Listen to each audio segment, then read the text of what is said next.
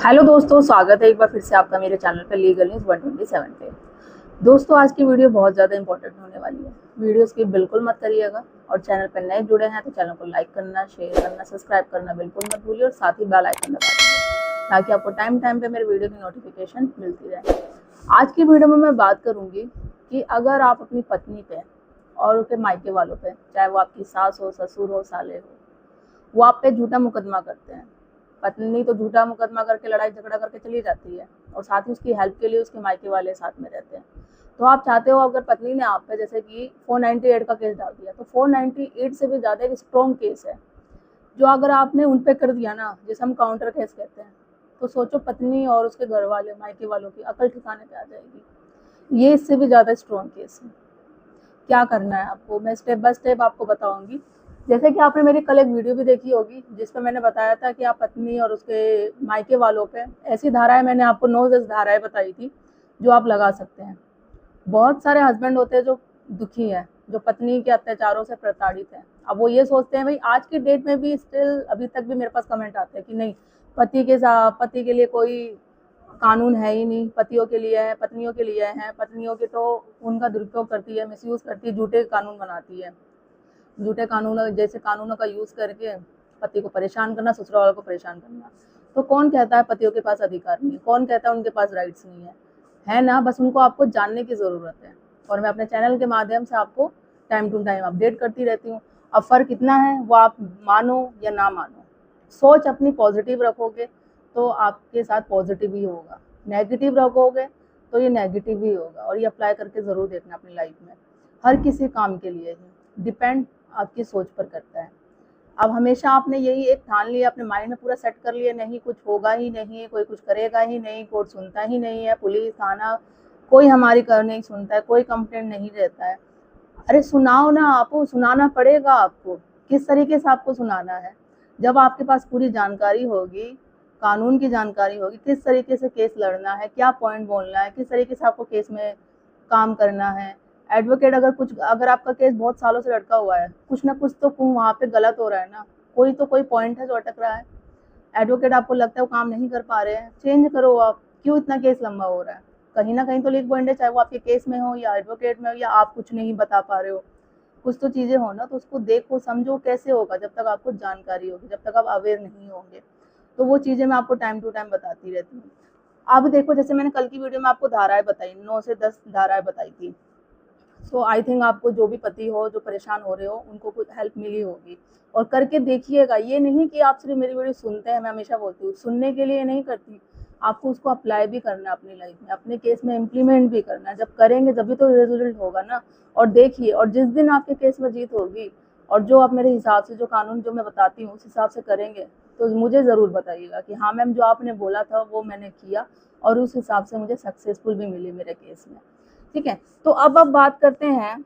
जैसे for example, पति पत्नी में जब भी डिस्प्यूट होता है, पत्नी लड़ाई झगड़ा कर रही है कोई भी किसी भी बात पे, आपको पता है, और आपको पता है कि आपकी कोई गलती नहीं है, वो लड़ाई झगड़ा कर रही है, छोटी सी बात को उसने इतना बड़ा बना लिया, इतना बड़ा वो रिएक्ट कर लिया है, अपने मायके वालों को बुला लिया घर पे, लड़ाई झगड़ा की जा रही है, धमकी दी जा रही है। देखो, अगर आप कर सकते हो तो एक, जैसे अब पत्नी लड़ाई झगड़ा करके जा रही है, उसके घर वाले भी आ गए, उसने बुला लिया घर वालों को, तो पॉसिबल है तो जाते समय आप कुछ मत बोलो, उसकी वीडियो बना लो।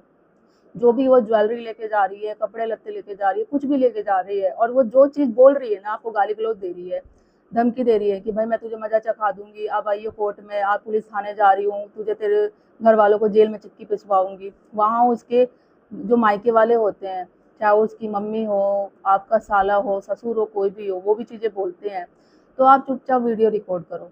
वीडियो रिकॉर्ड नहीं है, होता है कि इन केसों में शायद फोन आपका ले लिया जाए, पत्नी लड़ाई झगड़ा कर लेती है, ऑडियो रिकॉर्ड कर लो। वैसे कोशिश करो, वीडियो भी करोगे तो पता नहीं होना चाहिए। ये नहीं कि आप फ्रंट लेके कैमरा लेके, हाँ भाई चलो मैं तुम्हारी वीडियो रिकॉर्ड कर रहा हूँ, बोलते रहो।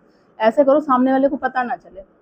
और अगर आपसे नहीं होता है तो आपके घर वाले भी, जैसे मम्मी होगी, बहन होगी, कोई भी हो, भाई हो, तो उनको बोलो कि वो चीजें करे। एविडेंस होगा तो बहुत जल्दी काम होगा। अगर नहीं भी होता है तो इस सिचुएशन में क्या करना है?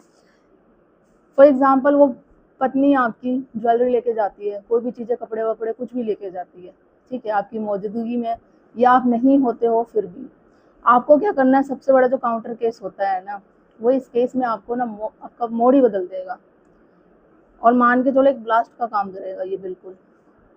इसमें आपको क्या करना है, चोरी का केस करना है और जो भी उस समय अवेलेबल है, पत्नी के अलावा उसके मायके में से जो भी आया है, चाहे वो उसकी मदर हो, फादर हो, आपका साला हो, सास ससुर, कोई भी है, उन सब के नाम रजिस्टर करवाना है कि मेरे घर से चोरी हुई है, ठीक है। और एविडेंस तो आपके पास है ही, वो चीज़ें कर दो, नहीं है तो फिर भी चलेगा, ठीक है। सेक्शन 379, 380 और 392 इनके अंतर्गत आपको चोरी का केस दर्ज करवाना है। और जैसे मैंने एक बताया था कि अगर आपको धमकी दी जाती है फ़ोन पे या फेस टू फेस भी आपको धमकी दी जाती है, तो उसमें सेक्शन आप 504 506 इसके अंतर्गत भी आप कंप्लेन दर्ज करवाते हो कि मुझे धमकी दी जाती है, जान से मारने की या गाली गलौज की जाती है इस तरीके से। और आप रिकॉर्ड कर लो, वॉइस रिकॉर्ड कर लो, फेस टू फेस बोला जाता है तो फेस टू फेस रिकॉर्ड कर लो, एविडेंस है ही आपके पास, वरना तो कॉल रिकॉर्ड भी ऑप्शन होती है रिकॉर्डिंग की, वो कॉल आएंगे आप रिकॉर्डिंग पे डालो और रिकॉर्डिंग ऑटोमेटिक स्टार्ट हो जाएगी। तो वो चीज़ें आप कोर्ट में प्रूव कर दो, विथ एविडेंस प्रूफ करेंगे तो जल्दी आपका जो केस है शॉर्ट आउट होगा। तो ये चीज़ें हैं, ये आप केस करके देखो। मोस्टली जो हस्बैंड है, जब ये लड़ाई झगड़ा होता है ना, जब पति पत्नी में उसके घर वाले आते हैं तो वो अपना आपा खोल जाते हैं बेचारे, टेंशन में आ जाते हैं कि भाई क्या करना चाहिए क्या नहीं, ये क्या हो गया, मैंने तो ऐसा सोचा ही नहीं था कि इस तरीके से मैं शादी करूंगा, मैं तो घर बसाना चाह रहा था, पत्नी आएगी मेरी सेवा करेगी, मेरे सास ससुर सेवा बटी, ये तो छोटी छोटी बातों पर लड़ाई झगड़ा करने लग जाती है।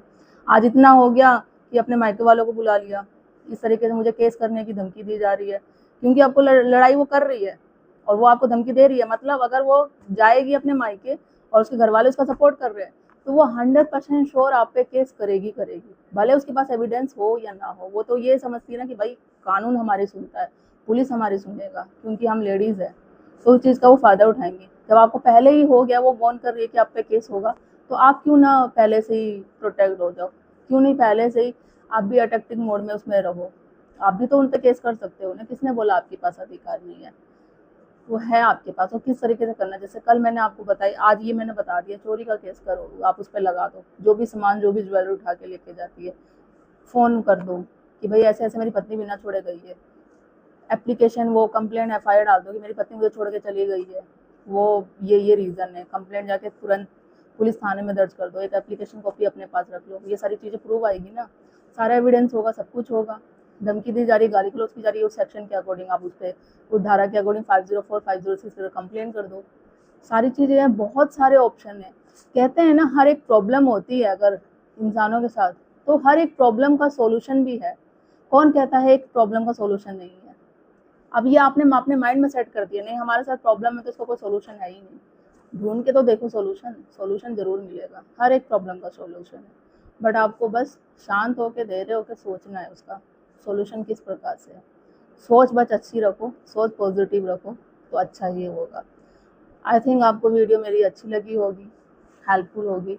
ज़्यादा से ज़्यादा लोगों तक शेयर करिए, और भी लोगों तक पहुँचेंगी वीडियो और उन्हें भी हेल्प मिलेगी। कुछ क्वेरी हो कमेंट में करके पूछ सकते हैं, वरना नंबर मैं डिस्क्रिप्शन में शेयर कर देती हूँ, अपॉइंटमेंट बुक करके आप बात कर सकते हैं। जल्दी मिलूंगी मैं ऐसे इन्फॉर्मेटिव वीडियो के साथ।